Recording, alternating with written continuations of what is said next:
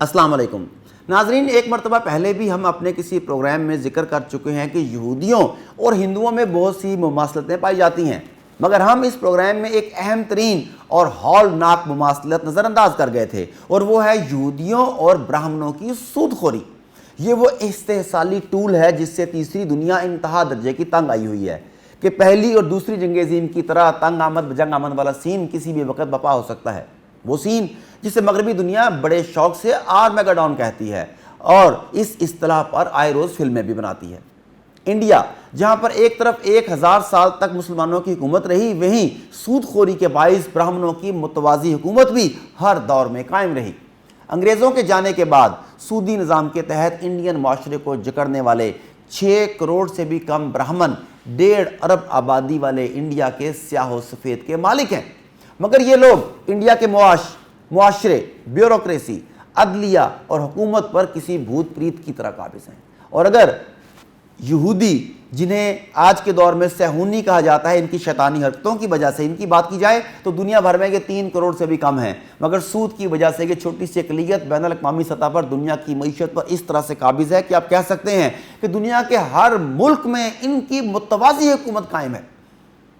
کوئی ماننے یا نہ مانے، IMF، ورلڈ بینک اور دیگر مالیاتی اداروں پر مشتمل یہودیوں کے بنائے گئے سودی مالیاتی نظام کے باعث 22 کروڑ آبادی والے ملک پاکستان پر بھی انہی قبضہ گیر صہیونیوں کی حکومت ہے۔ پاکستان کی وزارت خزانہ یعنی مالیات انہی کے قبضے میں ہے۔ انڈین تاریخ دان آج بھی اس بات پر تعصب کا اظہار کرتے ہیں کہ 1946-47 کی عبوری حکومت میں وزارت خزانہ کا قلمدان سردار پٹیل کی بجائے نواب زیادہ لیاقت علی خان کو تھمانا تاریخ کی بہت بڑی سیاسی غلطی تھی۔ آج برٹن ووڈ سسٹم کے تحت یہودیوں کے دیے گئے سودی نظام کی وجہ سے دنیا کے ہر ملک کی مالیات یہ 2 کروڑ 80 لاکھ یہودی ہی چلا رہے ہیں۔ ناظرین، یہاں سے اب ہم چلتے ہیں اسرائیل کے قیام کے مراحل کی طرف، جس میں ان کی سود خوری ان کے کام آئی۔ 29 سے 31 اگست 1897 کے دوران سوئٹزرلینڈ کے شہر باسل میں پہلی صہیونی کانگریس کا انعقاد کرنے والے جدید صہیونیت کے بانی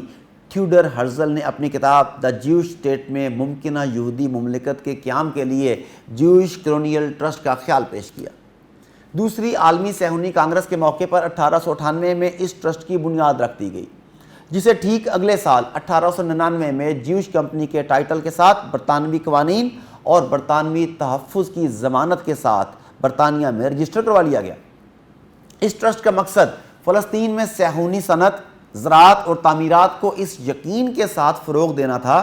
کہ مستقبل میں بالآخر یہاں اسرائیلی ریاست قائم ہوگی، اور پھر یہی ٹرسٹ 27 فروری 1902 میں فلسطینی شہر جافا میں اینگلو فلسطینی کمپنی اور اس کے بعد بینک لیومی کی بنیاد بنا۔ ہرزل کے منصوبے کے مطابق کچھ ہی سالوں کے بعد دنیا بھر کے 30 لاکھ سے زائد یہودیوں کو فلسطین کے دیہاتی اور شہری علاقوں میں آباد کرنا تھا۔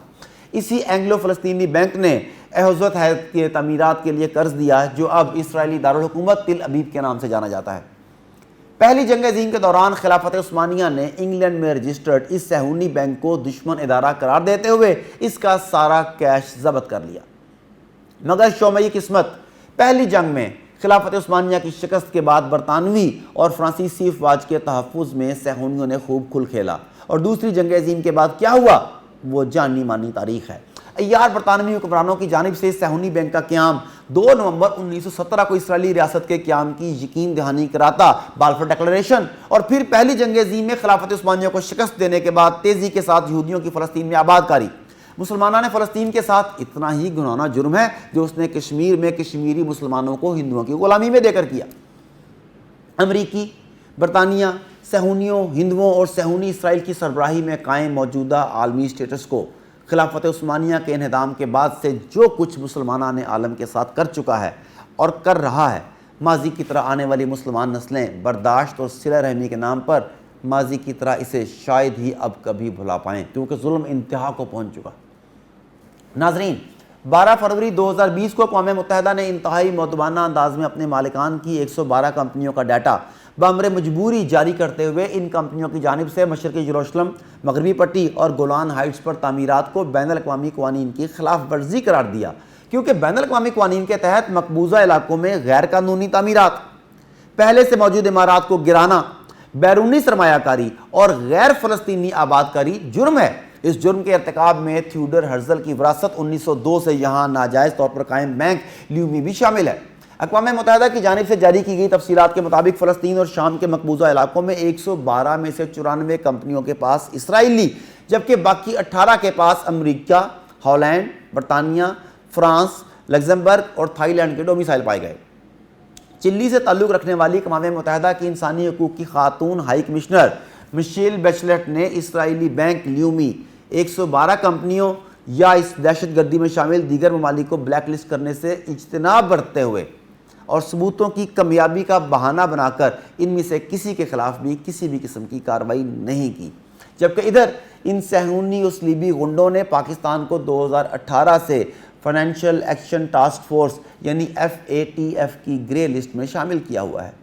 انہوں نے پاکستان پر منی لانڈرنگ اور دہشت گردی میں مالی معاونت فراہم کرنے کے گھٹیا سنگین الزامات لگائے ہوئے ہیں۔ FATF کی جانب سے پاکستان کو بلیک لسٹ کرنے کی دھمکیاں بار بار دی جاتی ہیں۔ ناظرین، پہلی اور دوسری جنگ عظیم سے پہلے استحصال پر مبنی اسی طرح عالمی دنیا کے حالات تھے جو بالآخر ان دو خوفناک جنگوں کا باعث بنے۔ اگر موجودہ صلیبی اور صہیونی سٹیٹس کو نے اپنی روش نہ بدلی تو کشمیر اور فلسطین وہ اولین وجوہات ہوں گی جو تیسری عالمی جنگ کا باعث بنے گی۔ اب بھی وقت ہے کہ صہیونی برٹن ووڈ کے تحت قائم عالمی سودی نظام چلانے سے باز آ جائیں۔ قوموں، خاص طور پر مسلم امہ کو بند گلی میں دھکیلنا بند کر دیں۔ کہیں ایسا نہ ہو کہ ایٹمی ڈھیر پر بیٹھی اس دنیا میں کسی انسان کا دماغ معاف ہو جائے اور سیارے کو ناقابل تلافی نقصان ہو جائے۔